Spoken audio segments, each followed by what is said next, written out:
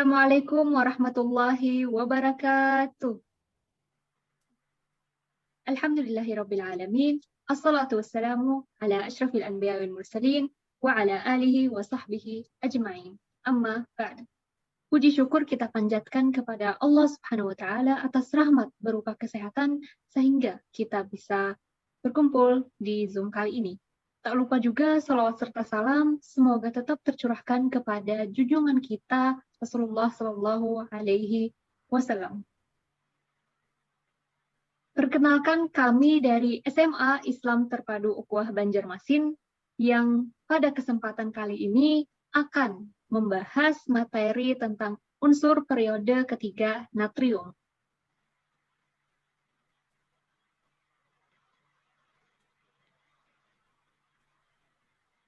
Adapun kelompok dari periode ketiga beranggotakan 3 orang yang terdiri atas saya, Amalia Hanifah, saya Aisyah Yusalfiana, dan saya Amani.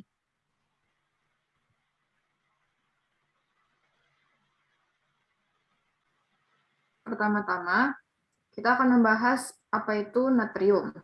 Natrium atau Na, juga biasa disebut sebagai sodium, adalah salah satu unsur alkali utama yang dapat ditemukan di perairan.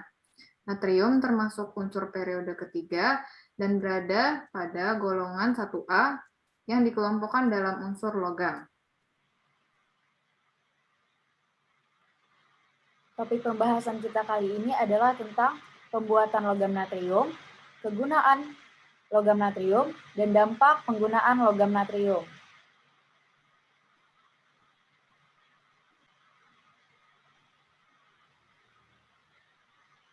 Memasuki bagian yang pertama, yaitu pembuatan logam natrium. Natrium merupakan unsur alkali dengan daya reduksi paling rendah dengan sumber utamanya adalah halid, umumnya dalam bentuk NaCl. Pembuatan natrium dapat dilakukan dengan proses Downs. Proses Downs merupakan elektrolisis lelehan NaCl. Dalam proses Downs menggunakan anode karbon C dan katoda besi Fe. Air asin yang mengandung NaCl diuapkan sampai kering, kemudian padatan yang terbentuk dihancurkan untuk kemudian dilelehkan. Sedangkan untuk mengurangi biaya pemanasan, NaCl yang memiliki titik lebur 801 derajat Celcius dicampur dengan 1,5 bagian CaCl2 untuk menurunkan suhu lebur hingga menjadi 580 derajat Celcius. Adapun reaksi yang terjadi reaksi yang terjadi di anode yaitu klorida mengalami oksidasi menjadi klor. Kemudian reaksi yang terjadi di katode, ion natrium mengalami reduksi menjadi unsur natrium, sehingga secara keseluruhan reaksi redoksnya adalah 2NaCl menjadi 2Na plus Cl2.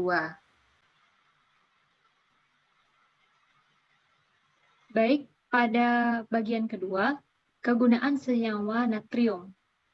Yang pertama, natrium klorida yang dibuat dari air laut atau garam batu. Kegunaan senyawa natrium klorida antara lain contohnya pengolahan bahan makan yaitu bumbu masak atau garam dapur. Untuk natrium hidroksida, contohnya pengolahan aluminium, industri sabun, tekstil, dan plastik. Untuk natrium karbonat, contohnya sebagai industri kaca, industri deterjen, dan lain-lain. Untuk natrium bikarbonat, contohnya sebagai bahan pengembang pada pembuatan kue. Untuk natrium sulfida, contohnya sebagai bahan dasar pembuat kertas. Untuk natrium sulfat, sebagai bahan untuk menyimpan energi surya, dapat dipakai sebagai penghangat ruangan atau penghangat air.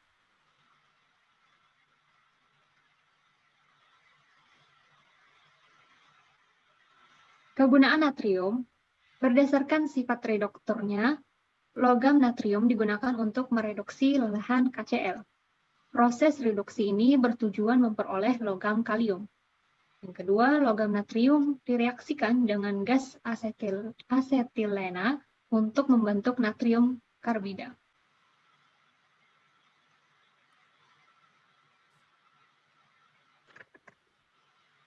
Selanjutnya, dampak natrium. Yang pertama ada dampak natrium dalam tubuh. Kadar normal natrium dalam darah adalah 135–145. Jika konsumsi dan ekskresi natrium tak seimbang, tubuh beresiko mengalami kondisi hiponatremia dan hypernatremia. Dampak natrium dalam tubuh akan terjadi jika tubuh kekurangan natrium. Hiponatremia. Hiponatremia terjadi ketika kadar natrium di dalam tubuh terlalu rendah. Kondisi ini dapat disebabkan oleh beragam faktor, seperti konsumsi air terlalu banyak, gangguan pada ginjal, jantung, dan hati, serta akibat dari gangguan pada hormon. Lalu, jika tubuh kelebihan natrium, atau biasa disebut hipernatremia, jadi berlawanan dengan hiponatremia, hypernatremia terjadi ketika kadar natrium terlalu tinggi di dalam tubuh. Biasanya, kondisi ini terjadi jika Anda mengalami dehidrasi. Dehidrasi dapat terjadi karena kurang minum air, muntah, diare, konsumsi obat diuretik, dan berkeringat berlebihan.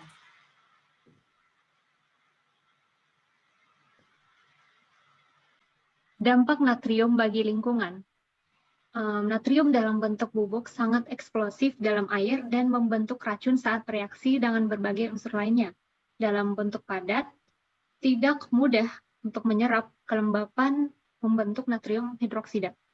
Natrium hidroksida dikenal cepat terserap dalam tanah dan berpotensi menyebabkan pencemaran.